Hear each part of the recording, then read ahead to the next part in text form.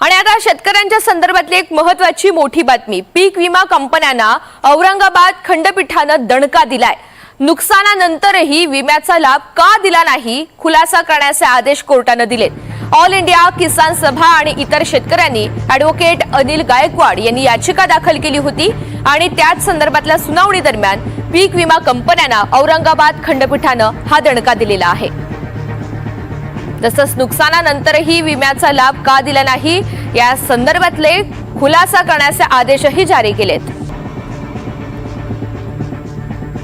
मोहसिन शेख आपल्या सोबत आहेत, अधिकची माहिती जाणून घ्यात। मोहसिन, आता कोर्टाने नेमके काय आदेश दिलेत? ऋतुजा, हे सगळं प्रकरण बीड जिल्ह्यातील आहे।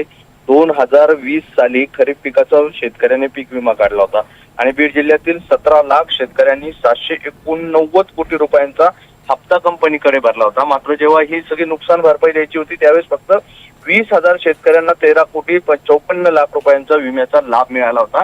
त्यामुळे अनेक शेतकऱ्यांना डावललं गेलं होतं आणि या सगळ्या प्रकरणात शेतकरी आणि किसान सभा यांनी औरंगाबाद खंडपीठात धाव घेतली होती आणि या सगळ्या प्रकरणात खंडपीठाने महत्त्वाचे आदेश दिलेले आहे।